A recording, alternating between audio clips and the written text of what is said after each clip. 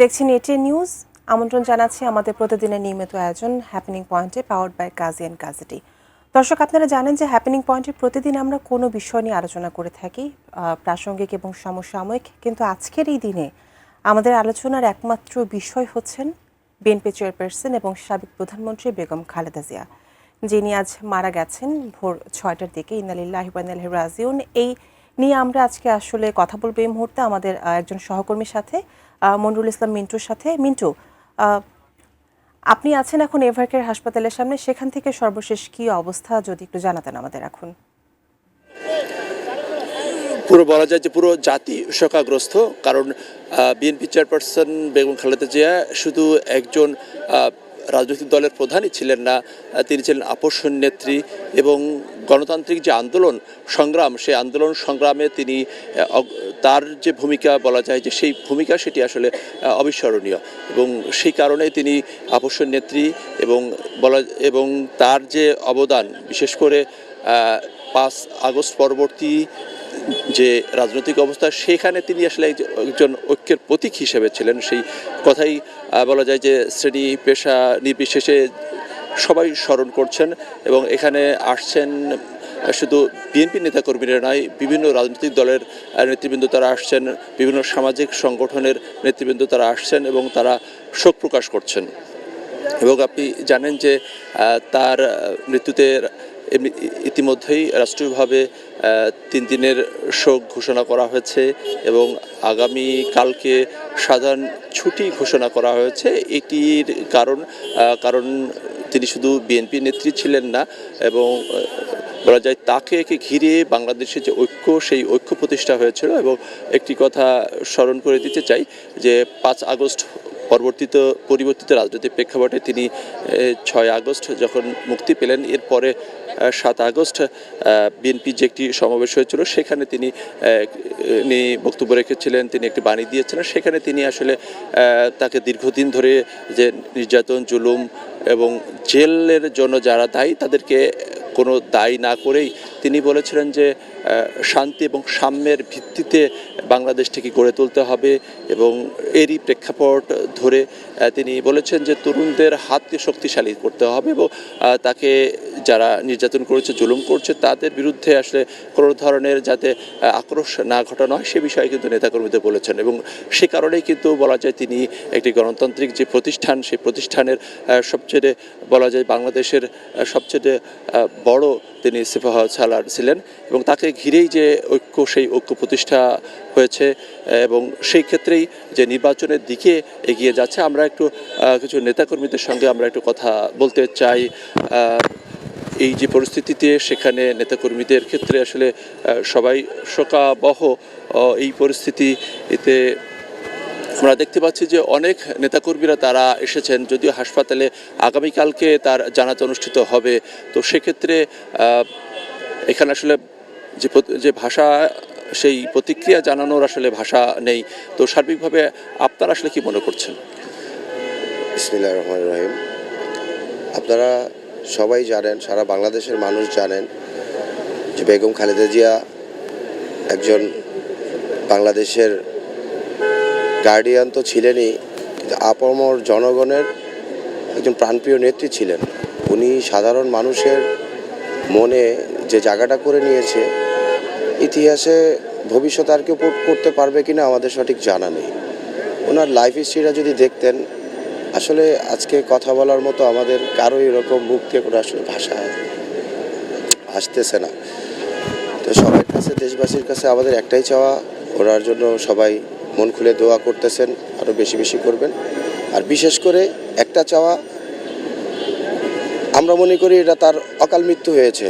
উনি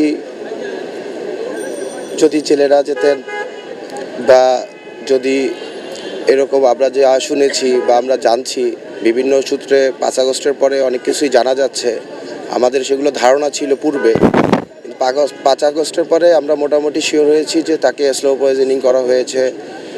আরও এই যে মামলাগুলো দিয়েছে, কই একটাও তো প্রমাণ করতে পারলো না। উনি আপসহীন ছিলেন এবং আপসহীনভাবেই সারা বাংলাদেশের মানুষের মনে তিনি থাকবেন ইনশাল্লাহ। আপনারা আপনারা সবাই দোয়া শুনছিলেন আসলে সবাই শোকাবহ, তবে একটি বিষয় যে তার ছেলে বিএনপির ভারপ্রাপ্ত চেয়ারম্যান তারেক রহমান তিনি শেষ সময়ে তার পাশে ছিলেন, এটি বলা যায় যে সবার জন্যই এক ধরনের সান্ত্বনা এবং সান্ত্বনার। তো শোকাবহ বলা যায় যে শুধু এভার কারণে নয়, পুরো দেশ, আমরা এটা বলতে পারি। ধন্যবাদ মিন্টু, আপনাকে অসংখ্য ধন্যবাদ। আপনি আছেন এভারকেয়ার হাসপাতালের সামনে। দর্শক, খালেদা জিয়া মারা যাওয়ার পর থেকে আমাদের সহকর্মী মনিরুল ইসলাম মিন্টু আছেন এভারকেয়ার হাসপাতালের সামনে। সেখান থেকে তিনি শোক সন্তপ্ত বিএনপি কর্মী যারা আছেন, সমর্থক যারা আছেন, তাদের সবার সাথে কথা বলছিলেন এবং সেখানকার অবস্থা সম্বন্ধে আমাদের জানাচ্ছিলেন। দর্শক, এই মুহূর্তে হ্যাপেনিং পয়েন্টের সময় হলো একটি বিরতির, ফিরছি একটু পর।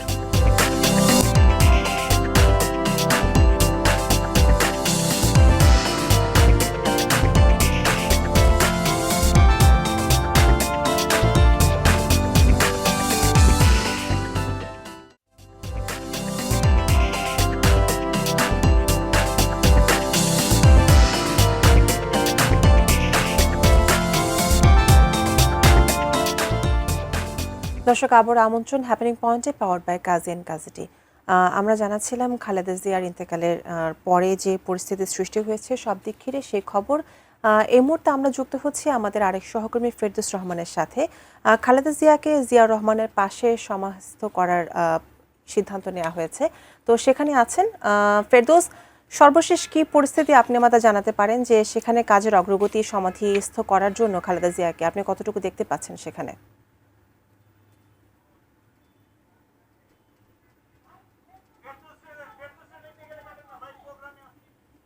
দর্শক, শহীদ প্রেসিডেন্ট জিয়াউর রহমানের কবরের পাশে জিয়া উদ্যানে, অর্থাৎ সংসদের পাশে তাকে দাফন করা হবে।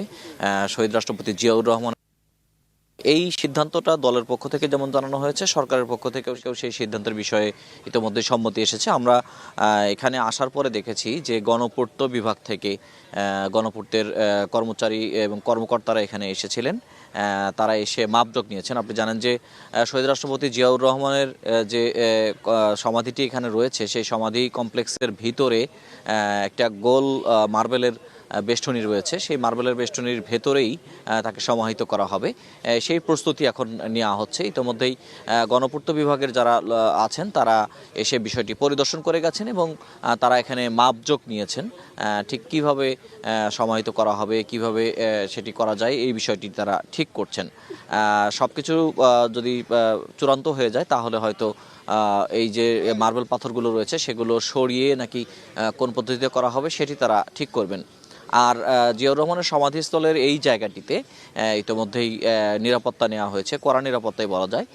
বিশেষ করে পুলিশ, র্যাব সদস্যরা, আনসার বাহিনীর সদস্যরা তারা চারদিকটায় অবস্থান নিয়েছেন এবং অনাকাঙ্ক্ষিত কেউ যদি প্রবেশ করতে চাচ্ছেন সেটিকে বাধা দেওয়া হচ্ছে। অর্থাৎ এই মুহূর্তে সমাধিস্থলে প্রবেশ করাটা অনেকটা নিয়ন্ত্রিত করা হয়েছে এবং শুধুমাত্র অনুমোদিত ব্যক্তি যারা পূর্তের সঙ্গে জড়িত থাকবেন অথবা যারা এই যে সমাধির কাজের সঙ্গে যারা জড়িত থাকবেন তারা এখানে প্রবেশ করতে পারবেন।